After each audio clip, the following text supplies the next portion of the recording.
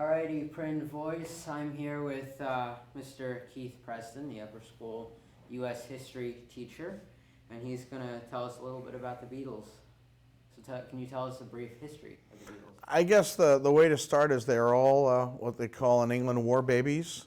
They were born during World War II, came to age as teenagers in the 50s when rock and roll was just beginning to reach around.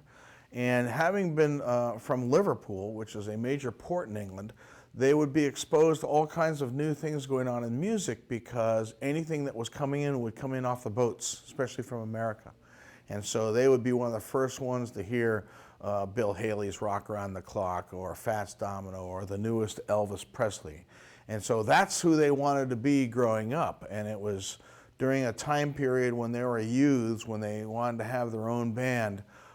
Their opportunity was to go over as young men over to Germany. It was the only place that was really hiring inexperienced bands and play in some of the dives there, some of the bars that would stay up all night in the ports like Hamburg.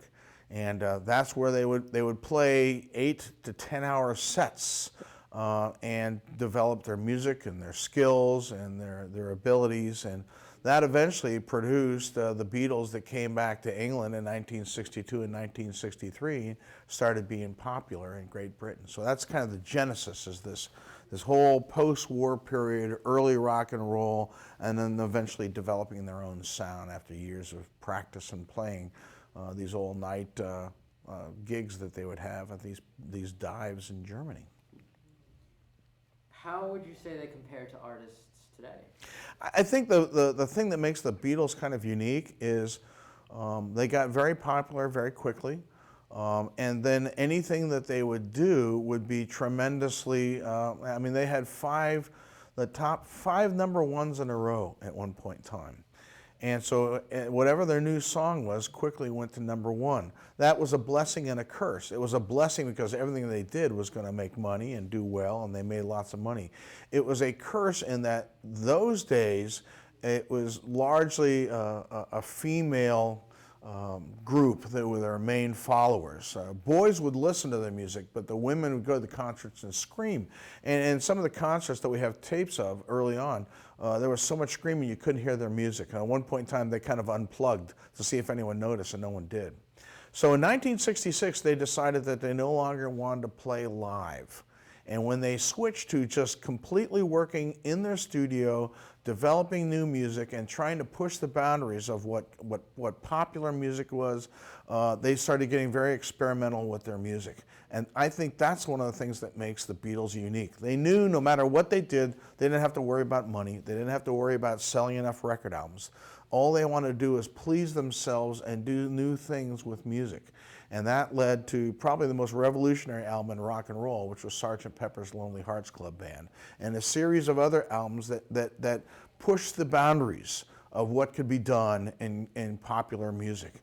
And so they became innovators from 66, say, to the end of the band in 1970. And I don't see many bands doing that these days. They've got to be popular. It's harder to make money these days in music because so much of the music is copied for free and the artist never gets compensated.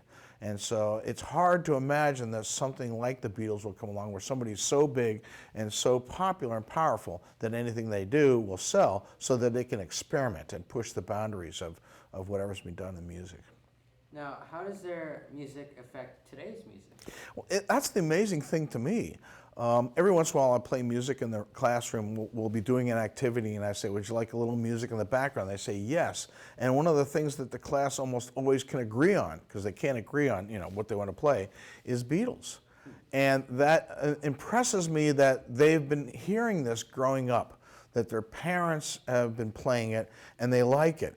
I mean, how many other things can you think of when your parents play music and their children like it? I know, I listened to some of my dad's music and it was okay, but that's not what I chose to listen to.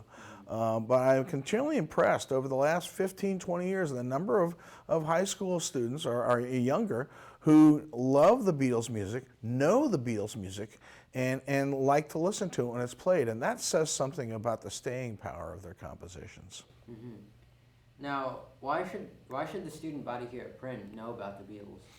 I think it's also a cultural thing. There's a lot going on at that time. And here comes the history teacher out of this. There's a lot going at that time when the Beatles were happening. The Vietnam War, a lot of social changes were going on. It was a time of great generational rift. We called it the generation gap then, where there was a very vast difference between the general attitude of the younger generation versus their older generation. In some ways, unfortunately, it was a lack of respect a lot of times. But it was a tumultuous time, especially for the United States. The Beatles were involved in all of that. John Lennon got in trouble for being critical about the Vietnam War. He got in trouble for talking about religion in a way that was interpreted to be negative, although when you looked at the interview, it really wasn't. And people looked to them for fashion. Whatever they wore, that's what people were wearing. Whatever they were doing, that's what people wanted to do. And every time we saw pictures or films of them, it had an impact on the culture. So I think it's an interesting study. It's hard, as I said before, to imagine this phenomenon, not just the musical phenomenon, but the cultural phenomenon being repeated. And so it makes a fascinating study to see, which is the chicken or the egg? Are the Beatles responding to the culture, or is the culture being impacted by the Beatles? And you can make a case for either. Now, I don't know if you know, but recently Kanye West, who's a fairly well-known artist Working today, with Paul McCartney. Yes, and people commented on his new song saying, "Oh, who's Paul McCartney?" or "It's so good of Kanye to bring a new artist into the light." What is your feeling on that? I think it's a great thing. It's funny. We went through this again about 30 years ago when Paul McCartney did a couple of songs with Michael Jackson when Michael Jackson was becoming really big. And people said, who's this guy, this white guy working with Michael Jackson? And somebody said, I remember saying, oh, this guy used to be with Wings, which made me laugh. That was the band that McCartney was with after the Beatles. They weren't even aware of the Beatles. Music can bridge great gaps, certainly in composition and in attitudes, and I think it's a wonderful thing. I'm interested that Kanye wanted to do with it. I'm not surprised that Paul wanted to do it because he's done that kind of stuff all throughout his life. He's worked with other artists, and he's one of the few Beatles that you would imagine all the way back to the early days would be interested in continuing to perform live and continue to be making new music up until they planted him 6 feet under. So it's kind of neat to see Paul working with Kanye and getting involved in yet another different style of popular music. Good for him. I think it's a good thing. What would you say to the students in the school who don't necessarily know of the Beatles or Paul McCartney or any of the other Beatles? I would just encourage them to, no matter whether it's the Beatles or something else, always expand your horizons. I was loading up some music to my iTunes the other day, and I found some things that were actually things my dad listened to, and I'm giving them a second listen and kind of enjoying them. And I try to listen to whatever students are listening to today when I hear the things that are going on. I want to know whether it's Taylor Swift or Kanye or whatever's popular, what is the attraction? It's people's music, especially for young people, it speaks to their culture. It speaks to what's going on in their head. It speaks to what are the things that they're thinking about these things. And I think that's important to be aware of, especially as a teacher who's working with high school students. So I would encourage high school students to try to be open themselves and not think because something's old that it's something to be rejected. Sometimes it can bring new inspiration to new music, and that's kind of a lot of fun. All right, well, thank you so much for... Thank you, Stephen. It's a pleasure.